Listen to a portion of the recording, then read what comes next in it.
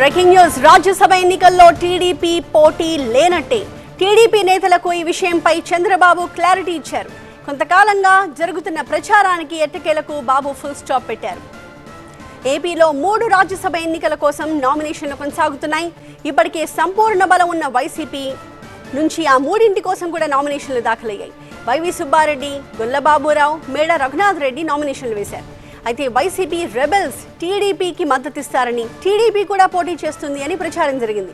అయితే ఇవాళ తనను కలిసిన నేతలకు చంద్రబాబు ఈ విషయంలో ఫుల్ క్లారిటీ ఇచ్చారు. పోటీ చేసే ఆలోచనే లేదని చెప్పేశారు.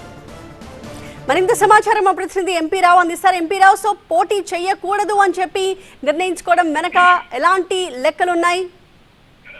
అంటే తెలుగుదేశం పార్టీకి సరైనటువంటి బలం లేదు. ఎమ్మెల్యేలు కూడా కేవలం 18 మంది మాత్రమే ఉన్నారు కాబట్టి దాదాపుగా 43 మంది ఎమ్మెల్యేలు అవసరం ఉంటారు. అవసరమైనటువంటి ఎమ్మెల్యేల బలం కూడా లేదు. అలాగే వైసీపీ అసంతృప్తులు టీడీపీకి అనుకూలంగా ఓటు వేస్తారు మొదట్లో అనుకున్నప్పటికీ కూడా, ఆ తర్వాత వైసీపీ అసంతృప్తుల నుంచి కూడా పూర్తి స్థాయిలో మద్దతు వస్తుందనే నమ్మకం కూడా లేకపోవడంతో ఈ రోజు చంద్రబాబు ఈ నిర్ణయం తీసుకున్నారు. రాజ్యసభ ఎన్నికల్లో పోటీ చేసే ఆలోచనే లేదు అని చెప్పేసి చంద్రబాబు పార్టీ నేతలకు స్పష్టం చేశారు. ఈ రోజు ఉదయం పార్టీ సీనియర్ నేతలు యనమల రామకృష్ణతో పాటుగా మరికొంతమంది నేతలు ఉండవల్లిలోని చంద్రబాబు నివాసంలో ఆయనతో భేటీ అయ్యారు. ఆ సందర్భంగా రాజ్యసభ ఎన్నికల ప్రస్తావన వచ్చినటువంటి సమయంలో చంద్రబాబు ఈ విషయం మీద స్పష్టత ఇచ్చారు. ఎన్నికలకు మరొక 56 రోజులు మాత్రమే సమయం ఉంది కాబట్టి పూర్తి స్థాయిలో ఎన్నికల మూడ్లోకి రావాలి, ఇంకా రాజ్యసభ ఎన్నికల విషయం గురించి మీరు ఆలోచించవద్దు అని చెప్పేసి కూడా నేతలకు స్పష్టం చేశారు. మొత్తం ఏదైతే గత కొంతకాలంగా తెలుగుదేశం పార్టీ రాజ్యసభ ఎన్నికల్లో పోటీ చేస్తుంది, వైసీపీ అసంతృప్త ఎమ్మెల్యేలు టీడీపీకి మద్దతు ఇస్తారని చెప్పి జరుగుతున్నటువంటి ప్రచారం మీద ఈ రోజు చంద్రబాబు స్పష్టత ఇచ్చారు. సో దీంతో మొదటిసారి తెలుగుదేశం పార్టీ హిస్టరీలోనే మొదటిసారి రాజ్యసభలో ఎలాంటి ప్రాతినిధ్యం లేనటువంటి పరిస్థితి కూడా ఏర్పడుతుంది. వైసీపీ పూర్తి స్థాయిలో